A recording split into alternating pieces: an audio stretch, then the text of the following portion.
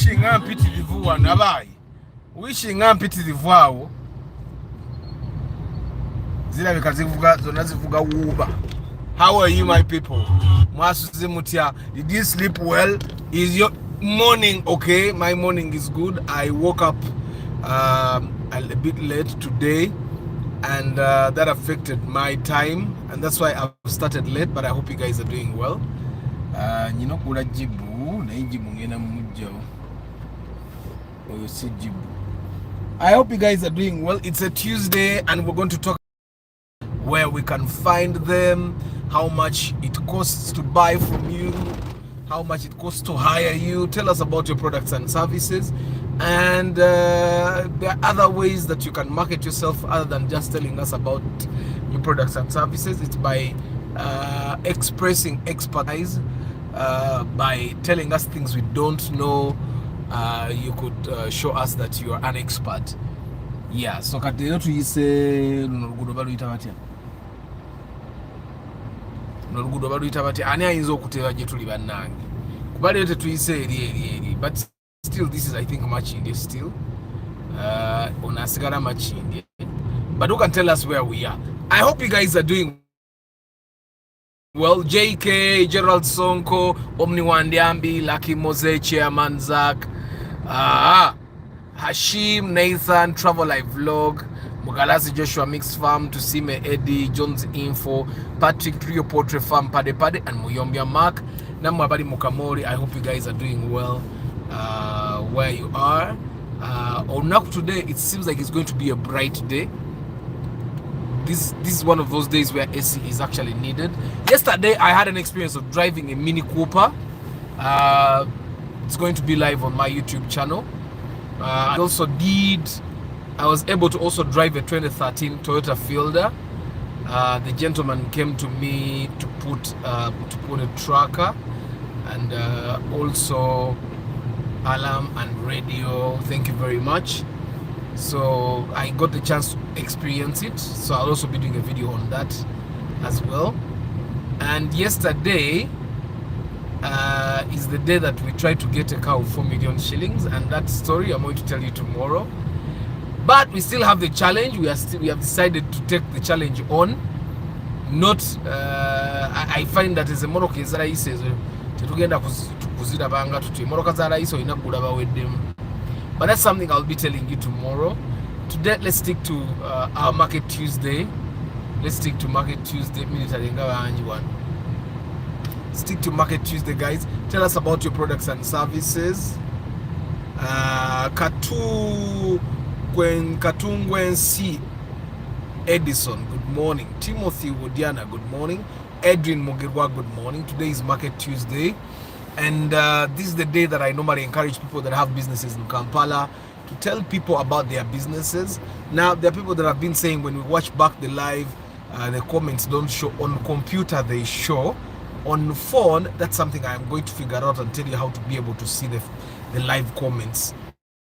If you open the live broadcast on computer, you'll definitely be able to see the comments as they came. Yeah, it was never as this is appearing in real time. So guys, this is Gaba Road. This is Gaba Road. We have not gone all the way to Gaba, but this is Gaba Road for the guys that don't know, so that you can Toyota abasifa badese RAV4 mpya yiyo eri hybrid. I think these guys, they are losing a sense of design. Moroka zaabwe zonna nze ndaba ziyina ebitagwa. I looked at the new Land Cruiser ng'eyina ekitamalayo eringa gye bakako the design is lacking. Look at the RAV4. If you saw what happened with the Rumion, I think something is lacking. Maybe they had a head of design, and this points us to the importance of having good teams and maintaining them, and probably also managing them properly. Which take it. Ani abera ku luno oluguudo. Kato Muhammad, good morning. Who lives on this street? Ani abera ku luno oluguudo. Actually, this road doesn't have jam at all. When does Gaba Road have traffic jam? And the drivers on this road seem to be a little bit disciplined. Kati abongomanya bagenda eri mu industrial area abakyamidde awo. If we are going to the center of town, I think one person that has stood the test of time for business, your guy wa Galaxy, he used to own Amnesia Nevigana na Achigalawo. Then he tried having a bar already because he had land there. You know, Barland was over Uganda. But Amnesia was like the biggest club. Club Amnesia. It was the biggest. That's the time when I made it at campus, and the time that I came out of campus, Amnesia was big until it closed. And then he has stuck to Kagwirawo, he has stuck to Blue Cube SMS, and of course Katiakoze. I think he also has a veterinary clinic because he's a veterinary doctor by profession. After yesterday, did you go to Chinatown? I have not gone to Chinatown, people. I've not gone to Chinatown because I know for a fact that the people that are celebrating Chinatown prices are the people that don't know downtown. Like yesterday, someone that went to Chinatown told me, earphones abatunda akenda ku Chinatown, downtown za Kakaga. Which again, so it's clear the people that shop from Kampala Road that are celebrating Chinatown. Naye abantu abamanyi downtown, you can't be celebrating Chinatown. Guy yangambi, earphones abatunda Kakaga wanse eri bo bazitunda kenda. Naye akuba kati amaduka ga uptown ate gaba gazitunda gumu kitundu. Osegera kati obola bo savings enusu Kakaga kalamba. Good morning Antonio Random Things VIP. Good morning Morad K Momo VIP. Gaba Road, it's nice. Martha, Director Martha Academy na Mukono. Paul Sema, good morning. Good morning Nick Wabui. I hope you guys are doing well.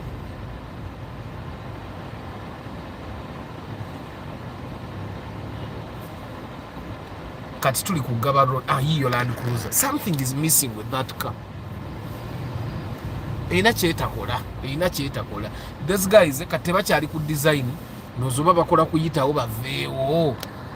Nze nabanga abakola okuyitawo baveewo. So it's a Tuesday, guys. If you have a business, this is the time to tell us about it. Banange toko wanga ku marketinga.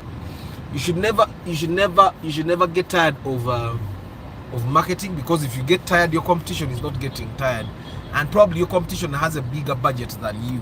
So if you're competing with the competition, with businesses again, if you're competing with businesses that have a bigger budget than you, I think you're getting tired of marketing. Chigenda kulia, because they'll keep getting the customers that could have been yours, and you'll keep losing out. There is a lady when Nasomesa. Isn't that the driving school? I think that's the one. You know, I'm digital marketing, and she told me she has a driving school on this street. Your driving school here. Let me see. I'm going to look for another one. I compare the names. I don't really remember the name of the driving school. Yeah, but guys, today is Tuesday. Market your businesses. Nabagambi together tandikokulaba ku views ezenjawulo yawulomu. Tandikoko exploring some of the days we'll go through a industrial area. Surprisingly, Gaba Road doesn't have jam. Doesn't.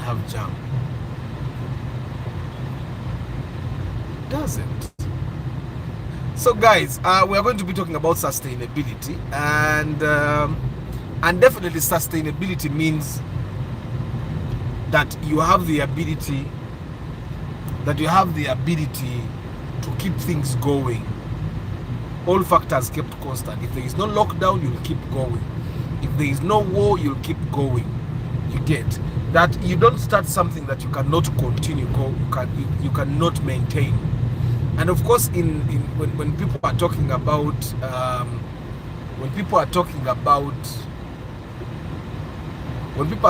the environment, when we talk about sustainability in the environment, we are talking about the things that keep the environment safe for future generations, like things like separate rubbish, the ones that can get rotten, you put them in one place. the paper, you put it in one place. The plastics, you put them in another place. So that you don't mix these things, and it's very hard for you to separate them later. You saw what happened in Chitezi. All garbage is in the same place. The dangerous chemicals, as long as these guys cannot make money out of those things, they just put them in the same place. And probably one of the reasons Wachi Kasasiro Yabikanga bomb, they did not really look at the sustainability bit. And then I saw a video of an old man that said he went to, was it India or Indonesia, and then he saw garbage recycling plant, and he wanted to bring it here. But you know, good amaziga jibu. Kuze ekichupa kimu waliwo ekibaddewo naye kati sinalaba walala. Bw'olengera ewali jibu mungambako. Paul Sema VIP ogamba otya muganda wange? Antonio abagambe Matembeza electronic shop Cornerstone Plaza n'abawa n'edduuka naye n'ennamba gituwe. Mwana yakolako esikudo mukalayi bwe yakawanika. Antonio tuwe n'ennamba y'Amatembe abantu bamukubireko nga tebannagendayo oba akole ne delivery okitegeera. So this is Kabalagala. Mwe bagayi Kabalagala no mumulaba edda nga nkyakubaraga when I was in my senior 6 back sigenda gende likampite wano. I want to see us go through some place if that's possible. So edda nga nkyakubaraga when I was in my S6 vac, we used to come to this place and we used to come and we perform. I used to sing with my friend called TJ. We talk about the Yagara Saint, and we literally had one song, but we would come to the bars in Kabalagala and sing. And of course that time I had my Chibina, and then that was before Phantom, that was before Coco Finger. We used to perform at one bar it was Sherry's bar. And you know, we used to park in that place. Sherry's Bay. That's Sherry's bar.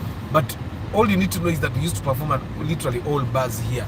And then we had a dude that used to be our manager. He would go talk to the DJs, but we went to him. Sometimes we would come and not sing even. We were not drinkers, so we never drank. But we would come and just like lots of musicians would be in this area. Especially this Baba Girl. Lots of musicians would be in this area. Nini amabaraga kindidino. Tigachari yo. Mabaraga da korochi nabika. But we would come and sing in this area. Katirugo baita Kabalagala for the guys that don't know. But we yongera eri wagurobo genda muyenga. Kati wano obero da Kibuli. Solo extra. Sherry's yavaawo dda. Kati waliwo ki solo extra good morning.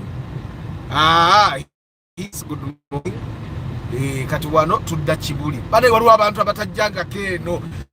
Nga balaba bipya. So guys, Market Tuesday, tell us about your businesses. Tell us where they are located. And all. Kali, sustainability mufe for the love of cars. I want you to take it in terms of not starting something that you cannot continue doing, if things were bad. Don't start something out of excitement. Don't start something because you want to please your customers in the short term, knowing very well they may want it in the long run. You get sustainability is a very important thing. You guys remember how you have been some of you guys have been asking for a WhatsApp group, and I kept saying, like, a WhatsApp group is for what? Every morning we are here and we talk Monday to Friday. Let me see. On the weekend, we meet every evening at 5:15 p.m. So literally we talk. So the WhatsApp group would be for us to socialize.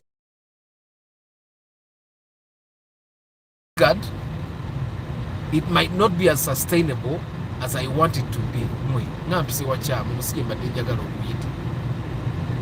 But I think it still does what I want. Let me see.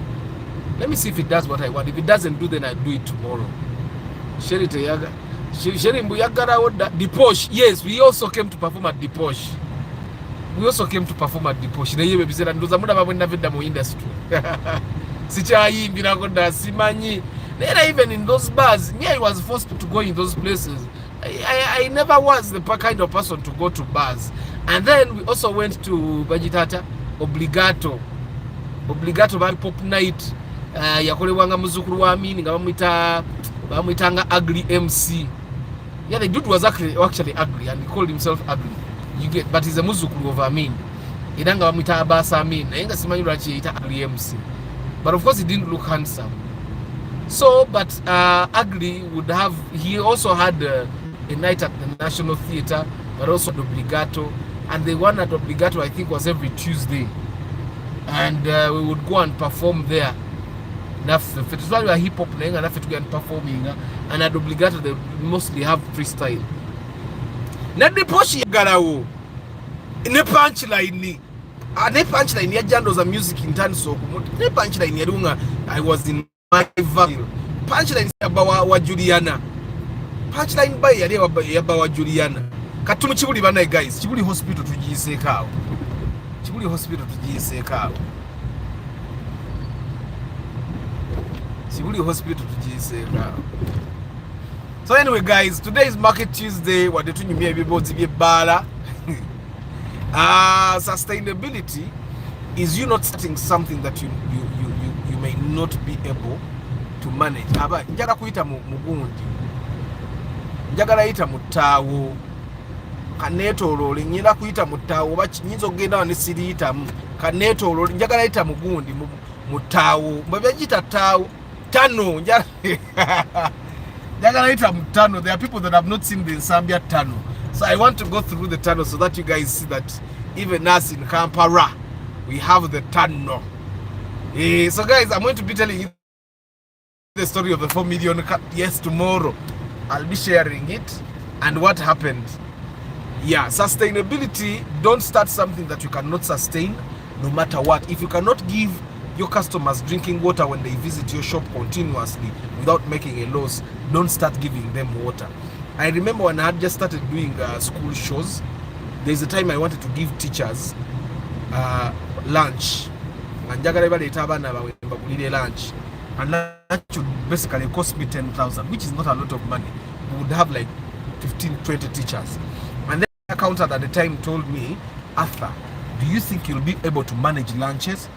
And I said yes. Nangamba, what if it comes to a time when you have 100 teachers? Will you be able to give them lunches, all of them? That would mean 100 teachers, right? That's a lot of money. And then that's when I realized that, you know what? Let the teachers buy their own lunch. And then but then, yeah, from an accountant point of view. From a marketing point of view, every time you start something and you are not able to sustain it, yeah?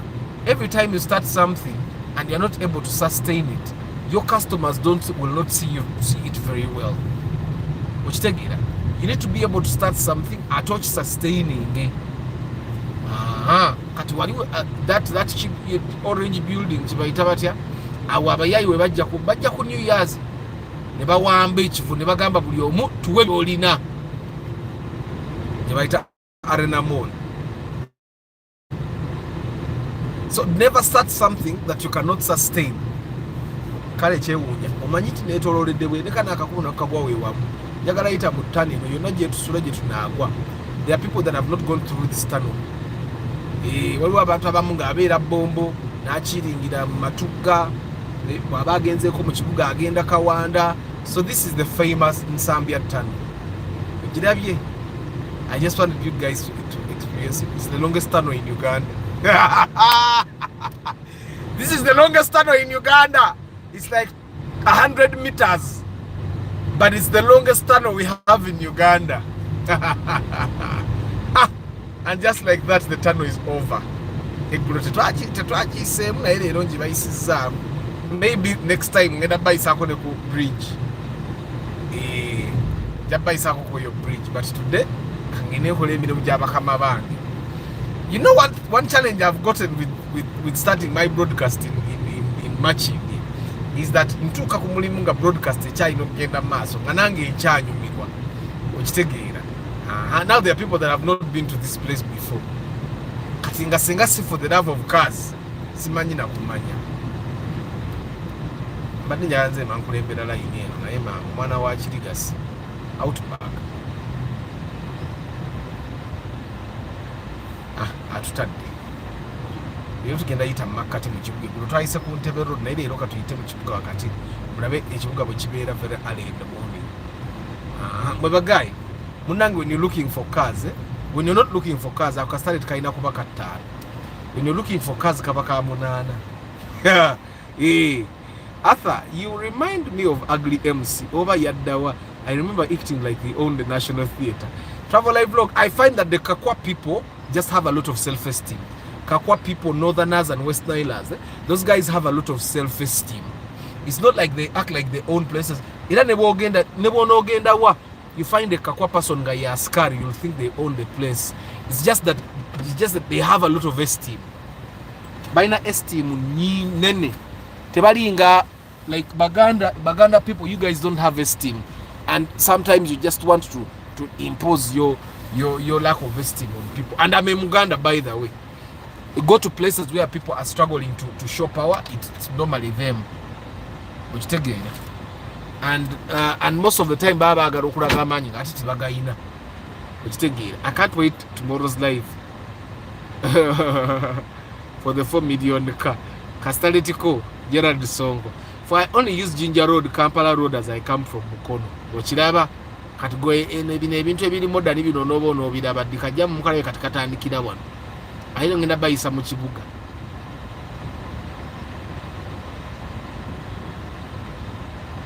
So guys, today we are talking sustainability because it's important that we understand that buli kintu kyokola kyandibadde sustainable.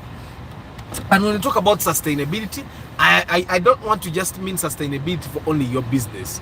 Sustainability means that your business should be able to survive, but also the environment, your country, the society should be able to stay. Talk on into out of selfishness. At any way, sanganga environment or jononye, you don't do things and you find that you have spoiled the society. You get anything that you do that might compromise the survival of anyone or anything in the environment is not good for you or for your children or for your business. Omwana wa Starlet tibagenda kwekulula bafaaki mubalaba bafaaki kati wakawundu otandika otyo competing eno wa Starlet nga nange nze avuga lactis sikya competing na wa Starlet. How do you start? Ate no wakawundu muzeyi neka pressa aina kayitirivu Volvo yiri mugira Volvo yiri mwe guy. I drove the Mini Cooper yesterday, and I'm going to compare the Mini Cooper to the Mark X because yesterday we were talking with my mechanic and he was telling me Arthur Mini Cooper do kusinga Mark X. I'm still challenging the Mini Cooper. Omuntu avuga Mark X aba mutitizi. I drove it. I felt the amount of power it has, and yes, it has power. It's the Mini Cooper eri ku ground. Okitegeera. The Mini Cooper eri ku ground, so the Mini Cooper would ideally not derail, would not get off of the road. So I think the next car I need to compare is the Mini Cooper to the Mark X. I'll not be driving it definitely, but at least I drove it. I've driven the Mark X, and I felt the amount of power that both these cars can give you. And personally, I think that the Mark X is still more powerful than the Mini Cooper. But a lot of people would choose to disagree with me, even my mechanic. Is that car Starlet study? Would you advise it? Yes. The Starlet is good for anyone's first car. You get, just make sure you find it in good condition. It's just that now, the way the Starlet is priced, I would actually recommend that you collect more money and buy like a Vitz. Me, I call you professor. Why is it that these days Ipsum old model is becoming expensive again? No, it's not actually becoming expensive. You guys, Let's talk tomorrow. Let's talk tomorrow about those old cars. I have a story to share tomorrow. Kakati old taxi park is up there. Taxi jeva. Kati njikira nga tubeere mutundu taxi ze mutundu zabeeranga nga wakayingira awo mu park awo. Surprisingly, even downtown teri jam. It's moving smoothly. It's moving smoothly. Surprisingly. Eno mbadde ngenda kusuubira nti waliyo ne parking emmoroka entono ziizo zi parkings. Okiraba? It's not as bad as we think. We want to make it feel. Mpoze emisana awo taxi zigenda kuba ziyingidde kati ezimu kyali mu jaamu eyo tezinayingira kibuga. So this is the center of this is Katanogo Baita downtown. And like I was telling you guys, the people that are celebrating Chinatown prices are the people that have not been downtown. I want to go and look at I saw a dining table of 250,000. I want to go and see if my kids can sit on the table and it doesn't break. Because that's also another thing. Can your kids sit on the dining table and it doesn't break and it costs 250k? Then that's definitely a deal. Kati munange, this way gobenero downtown oinavuga 20 kilometers per hour as your speed limit. Why? Anytime owa boda asala, anytime owa bigera asala. So osala ombo oduke nnyo gwa abafiba. And then this is a zebra crossing of sorts, so you let people cross. Bwembate musala ngende. So this is downtown Kampala for you. Moderi odda ku ham. Modeno odda ku radio 1. Moderi yetulaga ologenda kulumba Bombo Road. Kitegeera. Kati wano wetuli babayita mini price. Naye ekisibe kya mini prices kyambulira ddala kimanyidde ddala. Mpulirabulizi mini price. It's only like last year when I learned that there is a building called Mini Price. I used to think it's a place. But Mini Price should be an old building. All these buildings look new.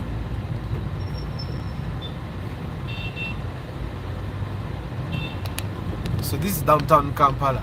I don't think that Chinatown will compete with most of these guys. It's moving to bitonotono bibata importing abano. But I saw people lining up. In Arugogo Mall, there was no parking in there. I think a parking na akusasunda. Then I also saw there was a lot of jam at all the entrances. There was a lot of jam. And guys, there is no jam in the morning in Kampala. I find that your residentials, because in places where there are residentials, that's where jam is. Katigayaza Road abantu bazimba, Bombo Road abantu bazimba, Mitiana Road abantu bazimba, Masaka Road abantu bazimba, Jinja Road abantu bazimba. And those are the roads that have the most jam. You get? So if you don't want to have to be in a place that has jam, you're still renting, I think Kabalagala would be a place for you. But though I saw people complain that in the parts of Kabalagala, the Eritreans and Ethiopians and Somalis are making rent very high there, because they go to a place where rent is like 500k and they offer the guy 800. Uganda because but they told me that in Zambia so that's another challenge that comes with that. The last time I was downtown is 2015. Are you sure, JK? I have the ability. You guys will be surprised. I came from Matuga today morning. I came from Matuga today morning and I set off from Matuga at 6:09, and I was in Machinde by 7:15. Today walked and broadcast because I was looking for Jibu. Neina ne Jibu gwemba deno nyafunye yechupa chimunga ate njagala bibiri. Kitegera. Yeah, so sustainability, guys. Sustainability is mostly used with the environment. That we have to create, we have to, as businesses or as business owners, we have to strive to make sure that our environment is sustainable, that it's friendly for us and the future generations. What has MTN done, for example? I could visit the MTN park, for example, and show you. But what MTN has done is that MTN is even recycling their own water.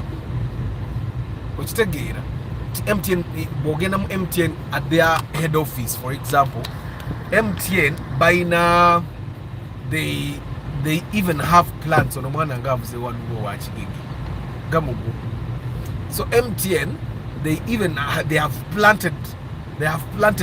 plants all around. But what are they trying to do? They're trying to reduce on SC usage, SC because the SC definitely has impact on the environment. The SC that is not really friendly for the environment. So when they use plants, the plants give you natural aeration, they give you good air, they give you the coolness that you need in an office, and that way they are keeping the environment safe. Now the other things that companies are doing to create sustainability include not using paper, going paperless. Like NSSF, they are trying as much as possible to go paperless. When you want to apply for something, you can go through their online system. Because the papers are made from trees. So trees have to be cut down for more paper to be manufactured or for more paper to be made. What more parking spot here?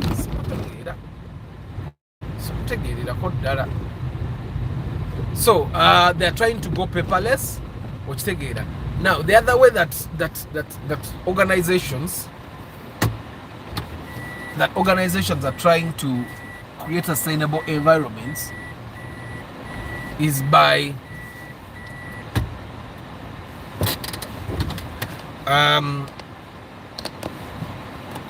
the organizations are trying to buy. Some organizations are now buying hybrid vehicles. Some organizations are buying electric vehicles. Some organizations are using shuttles that instead of using 10 cars to move people, they use one car and bajja ne bapiking omuntu buli muntu ne bamulonda ewe ate bamala ne bamukomyawo. Okitegeera. So what are you doing for sustainability? Now they are keeping the environment safe, but they're also keeping their staff in one place, keeping them safe, keeping them together. Bakola, those things of people being together, they socialize and all that. Now, we as a country, I find that we never call a new sustainability, but we can start from the individual level, we can start from a single business level, okitegeera. Kati olaba starch, silent disco is one way for you to create sustainability by not doing environmental pollution with sound. Nti abantu abakozesa silent disco buli muntu afuna music we matu kitegeeza the environment is not going to get pollution. When they bring like regulations of how much sound you can emit out to the environment, they're trying to create a friendly environment for everyone and for the species. Ojja kusanga sound olumu omukubana tebiwuka ate ng'ebiwuka biyambako to make soil fertile for the plants, and the plants give us air and all that. There is a lot like CIM for bakora marketing ngisomesa kwebye ebintu reduce your carbon footprint, emotoka jivuge wetaga jivuga, tambula wetaga okutambula, and all those things. There are so many, but that's the environment. Now, in terms of our own businesses, I want us to learn what should we do to create sustainability. One way for you to do sustainability, to be sustainable as a business, is to not start projects you cannot finish, to not jeke neyo downtown mulala kati downtown gota downtown je tubadde mu section ye Kiseka ate yo si downtown yo Kiseka telina babbi kandaba nigwe mbadde sinabuuzaako olwaleero pade comment nga sinnagiraba. I can't wait for tomorrow's live here for million. That's the last comment I saw from you.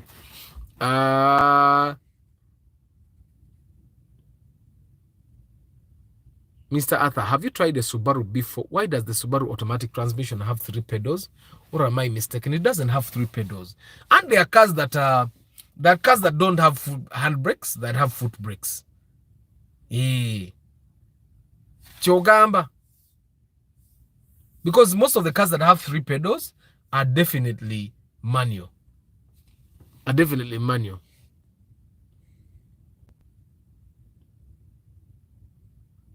Just kutijja kwa abaana. Uganda okwerabidde ogyerabidde babukira buli just few weeks bagenda kuba kati someone said that the salary earners now the salary earners are in Chinatown sente zigenda kuggwawo balekerawo okusimba line kati abanaffe tutandika okugendayo. Chinatown will be like the Lifan Motors which they brought to complete Bajaj. Yalina amasape mangi but it couldn't last even 6 months. But abantu bachamuka nnyo. Naye bo bannayuganda bachamuka. Bannayuganda bachamuka. Compare for me Toyota Harrier and Toyota Kluger. Not today bwa Lugembe. It will be kirete ngekiboze ncha tulabe. Tomorrow will be lifestyle. So anyway, guys, we are talking about sustainability. For your business to be sustainable, is you have it, you have growth that you have a growth curve that is sustainable. It's something that I was talking to someone I think like a week ago, and we're talking about capital that is needed, and someone was saying they need a lot of capital to start, and then I was telling them you need to start from where you are. Otandike n'akasente akatono koina, otandike n'ebintu ebitono byolina. Bwe kibanja ng'olinya. I was teaching a digital marketing student, I remember now, and at that time we had just bought a second camera for the podcasts that my people are doing, because the day before we recorded the podcast, one camera, one phone, and the phone kept overheating. And not just my phone, we also used an iPhone, and the iPhone also was overheating. So we decided, let's buy another Canon camera to complement this Canon camera that we're already using. So we bought. So now then we had two cameras. So I was talking to this class and I was telling them how we were doing it. And then this lady was saying, I also want to buy a camera. I have the budget. And then I was like, you should not be buying a camera simply because you have a budget. You should be buying a camera because you need to buy the camera. That's sustainability. Instead of spending money on things that you don't know you need, you keep the money with you. Yeah, you keep the money with you so that when the growth is actually needed, you go ahead and buy. So I was telling this lady, you know what? You can use your phone at the start, and then as time goes on, when the camera is actually demanded, yeah, then you can go ahead and buy the camera. And I think she saw it a little bit later, because as we spoke, she actually doesn't have a good Samsung phone or iPhone. So she needs to first upgrade her phone, which will cost about a minimum 1 million if she's buying it used, which they get. And the camera would probably cost her 1.5. And then the phone will do two things. And then the phone can record from everywhere. The phone can do live broadcasting and all that. Go TikTok, because some people are using TikTok as their main marketing channel. Kids are for holiday, reason for less jam. Why don't I ever think about that? Why do I think that the thing of kids being in school and jam not being there doesn't correlate? Of course, now they start on 16th September. I'm going to study that. When the kids go to school, I have to be leaving home at 5 a.m. I have to be leaving home at 5 a.m. when they start on 16th. When is 16th? Isn't it the next week but one? It's going to be next week but one. So as you do your business, you have something that you can sustain. Take it one step at a time. One step at a time. Toli nyamurundi gumu. Chovola balundi yagamba, I made caps. I made a few caps.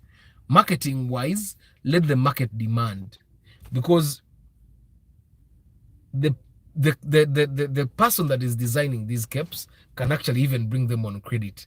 Amanyi atataina wagenda kudukira kati atadukala gewa. So they can actually bring them on credit. If I need more, they'll bring them. Ifocho kole nyingi omurundi ogumu, ochitegera atene zikulema. So you have a sustainable pace of growth. I've seen people that go ahead and buy TikTok accounts, they buy YouTube channels, ochitegera. And simply, I was seeing an interview of someone called Young Zonto saying, twagula YouTube channel, twagula emitwalo 10, gundi yaleta yet, ebiri kituna inente, ebiri kinomala na ete, ebiri kituna. Why would you buy a YouTube channel? I find that the good sustainable thing to do is create a channel, jitandike mpola, jikuze organically. And of course, if you need to put some advertisement, go ahead and do advertisement. But grow your channel from zero. because then you will see the hard work that is involved, yeah, and you'll cherish it even more. And the reason probably why abantu bachankana omuntu omu agenda ne channel, it's because Bongabo as a team, they did not put in collective effort to make sure that this channel actually works from zero to the level where it gets. Kati mulimu abantu abakivaluing nti ekintu kino kirimu amakulu, mulimu abatakivaluing ndaba channel twagulangule njagula channel endala. Okitegeera.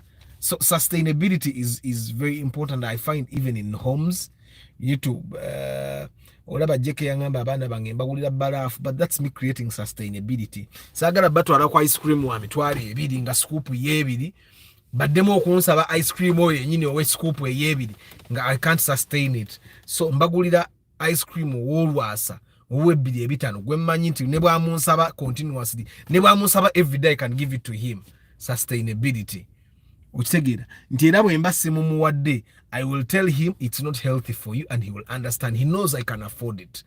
Okitegeera. For example, my kids eat pizza. Pizza, guys. You know, tubadde ne mama banyawo nga alina bwa pizza. Like there is no tea. Why are you going? Guys, is it pronounced pizza? So, I actually blackmailed her the last time. Ne parking ewantu ne mugamba nyawo. Tetugenda kuva wano nga twogedde ekigambo pizza. Tetujja era twalemerawo paka bwe yakyogera yatuuka n'agonda. It was around 10 p.m. Told her katusule wano bw'oba toyagala kwogera kigambo pizza. Ekigambo ekyo kiri pizza. Pizza doesn't sound nice. It doesn't sound right. There is no T. It's Pizza. So anyway, my kids know that daddy can buy us pizza once a week. They also know that even if you were to buy it more than once, it's not safe. It's not healthy for us because it's junk food. So the urbans know that junk food is not good for you. Okay? So even if I were not to afford that particular week, I would have something to tell them. Those are sustainable lies. Those are lies that you can actually sustain. But the moment you cannot sustain those lies, a lack of sustainability. When we are marketing, you don't start using a marketing channel that you won't sustain. Social media channels nyingi, tuina Facebook, tuina Instagram, tuina Vibe echaliyo, tuina TikTok, even YouTube is actually social media. Now there are so many of those channels. Totandika koza channel jota sustaining. You remember, guys, I need a calculator idea to get ku TikTok, and I was skeptical. Because I wasn't sure I could actually sustain the thing. Surprisingly, I've sustained it fairly well. I do at least 2 videos a day on average. Good morning, WAMV Technology. I do on average 2 videos a day. And after this broadcast, I'm going to put 1 video. After this broadcast, I'm going to put at least 1 video. And then when I do 1 video or 2 videos in the morning, then I can actually do 1 video or 2 videos in the evening. That's averagely 4 videos. There are times when I could do like 10 videos at once, and those were times of very big growth, but they were not sustainable because I did not have the time. The third pedal is the foot brake. Does the same work as the handbrake. Does this time you use your leg to engage and disengage. It's pizza as it is. Thank you, Michael. Sustainable lies. Professor Akokapia. Sustainable lies. I'm Michael. Me I say pizza. We had a rakati mama bani buli omulabanga ansuseko nga afunyemu kumala nga mga se pizza. Kati chichigambo pizza chimuhambolinga naga nainze manyi pizza. Ne batabani bange bakyogera pizza kuba kusomera ndoza buli muntu ayogera pizza. Kigawo kiri pizza era mama bani buli mulanga agira nga mga se pizza. Se pizza paka bayogera pizza agenda okumala ekigambo pizza nga kakkanye. So anyway, guys, everything buli chokola kibere sustainable. Chobola nabagamba togula kawundo nga togi sustaining.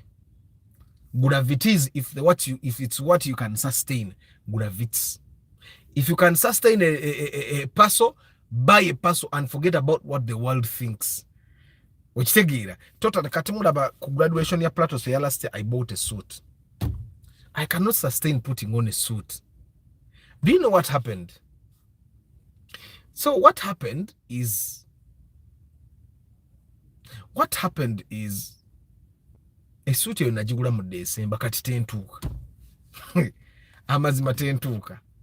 Empale tentuuka, ekooti tentuuka, essaati tentuuka. I bought them on the same day. Engato simanyi gye ziri because they are not my kind of shoes. So there are things we cannot sustain.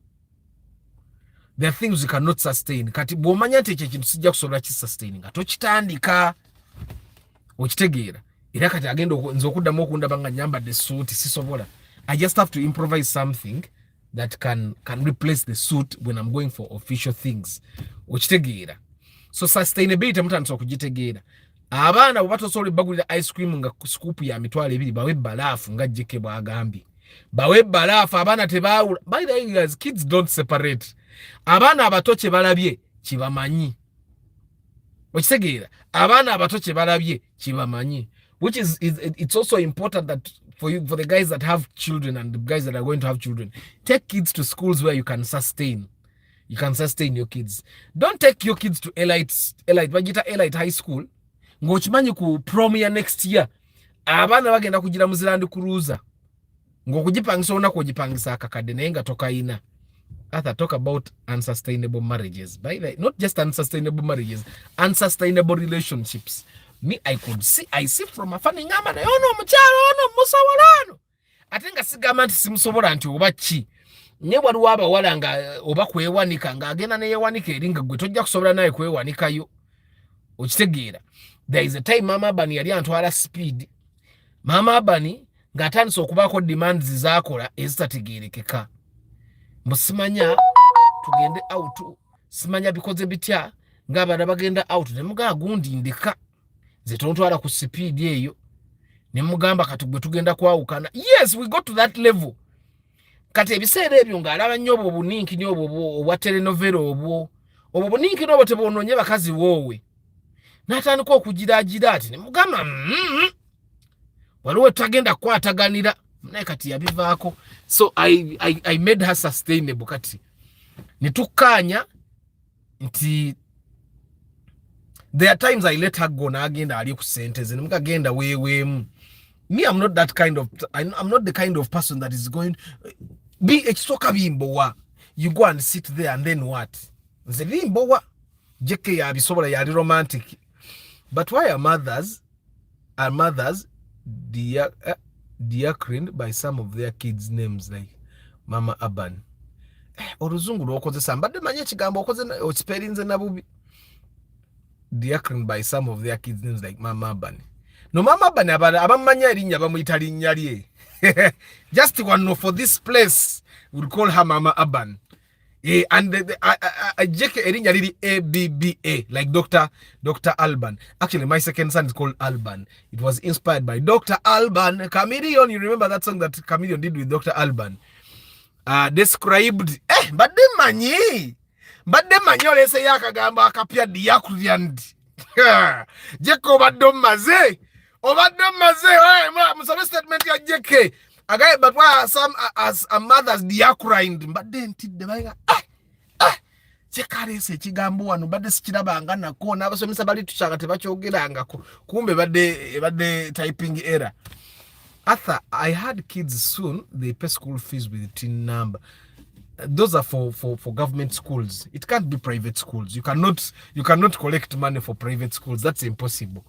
Those are government schools. Already, universities, the money you pay in universities goes to the government.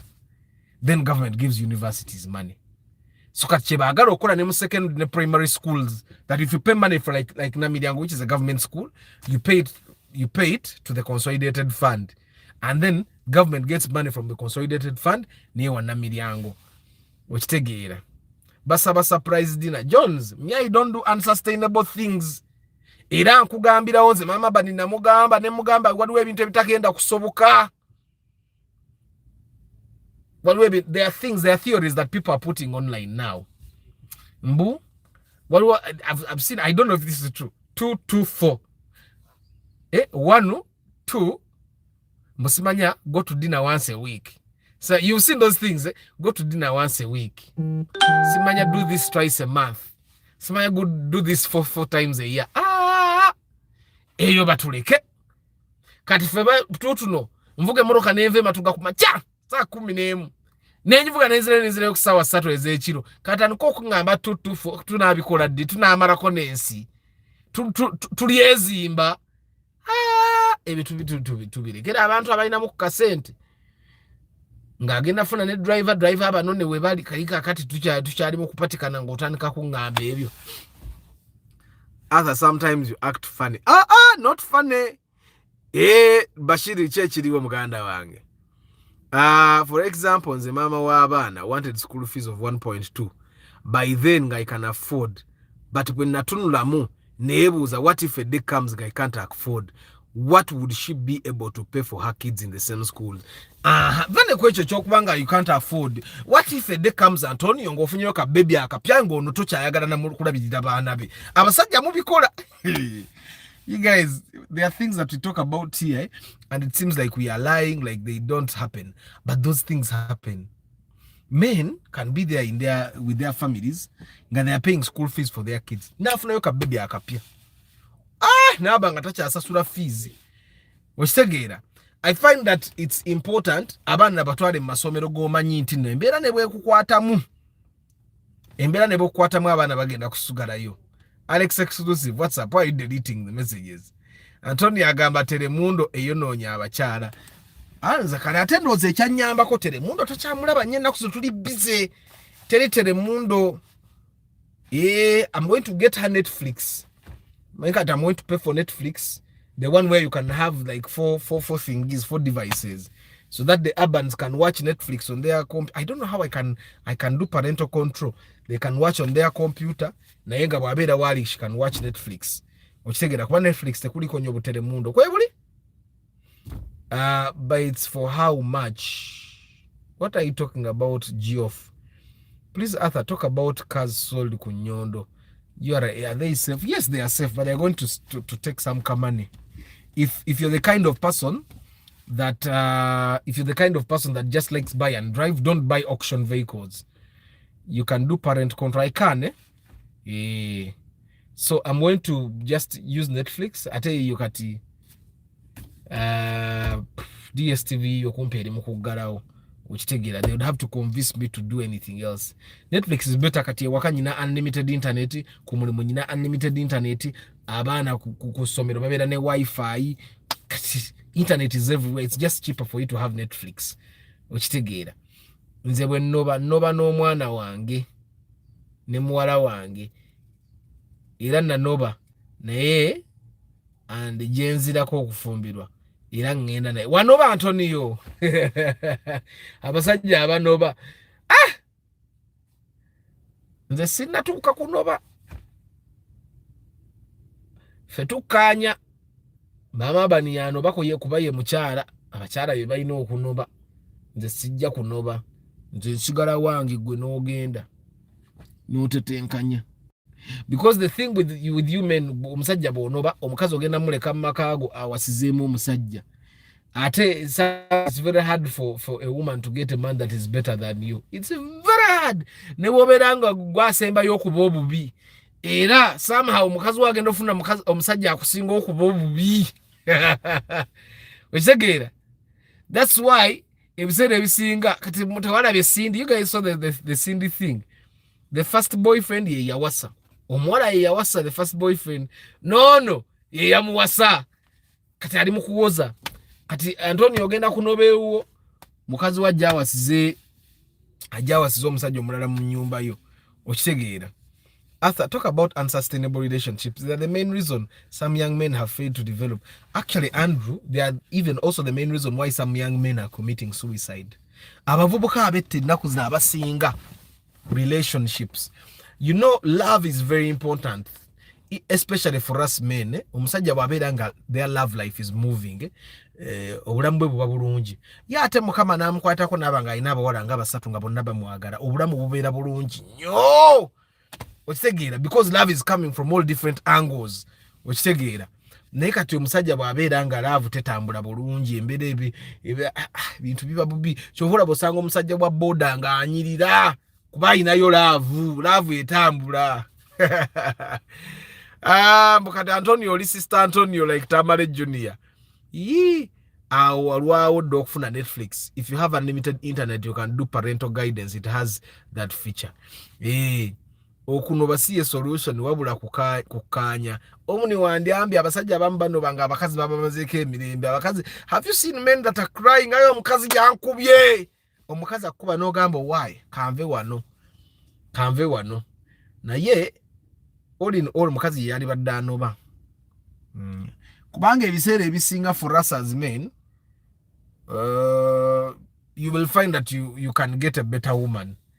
But abasajja, I bow for men who sustain more than one relationship. Je bali jeke nga ina abakazi basatu ngate bonna bemanyi ata fene nyumba twagirika mwenna mwagirika webereyo y'abaana mugendayo ku reunion.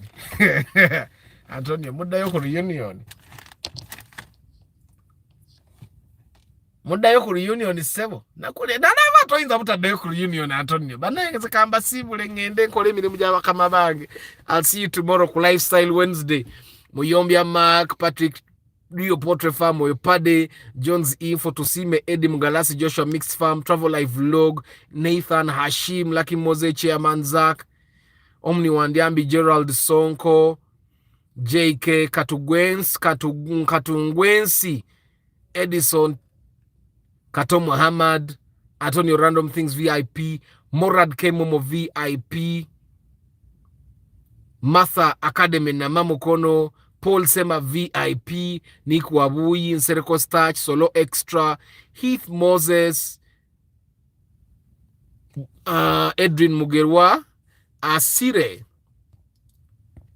Banete mwena bidankora pre-purchase inspection. If you're going to buy a car and you want to buy a good car, I'm your man. I come with a parcel, I come with a mechanic, and tukuyamba ko kulonde moroka. Your job at the time is to simply say, I like that car, I don't like that car. Jota agate tujigula ne weba yesinga yo bulungi. And that money akasente charging akatono 450k, it covers a full day of inspection. Nebeziba moroka 20 fe tuzikebera okitegera kasitazibanga za muntu omu nga it's for the same purpose. Anto tojja ogamba anti wagambye okebera nebeziba moroka 20 olete elef olete fuso olete, those are cars that have a different purpose. Okujjako nga tudde wansi tugenda tugenda nonya moroka eri commercial nyina budget bweti esobola okugula fuso negula kanta negula ki kata nga tukebere moroka for the same purpose.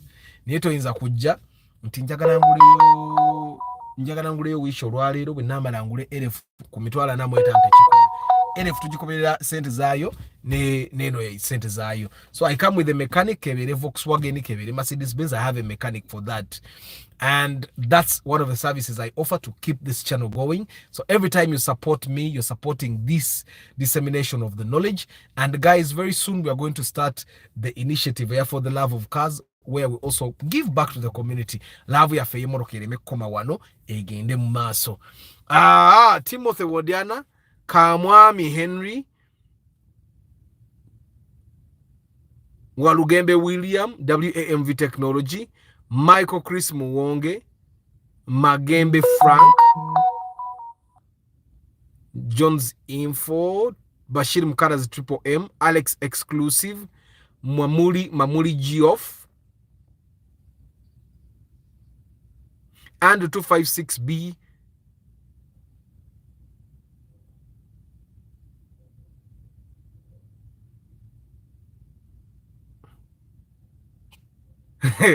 Mugalasi Joshua usigenda kusoma reunion neda uncle. I have spent 6 years nga tetu meeting wadde okwogera. Kale wannaye mukama abampera omukisa guys. I'll see you tomorrow morning. May good Lord bless you.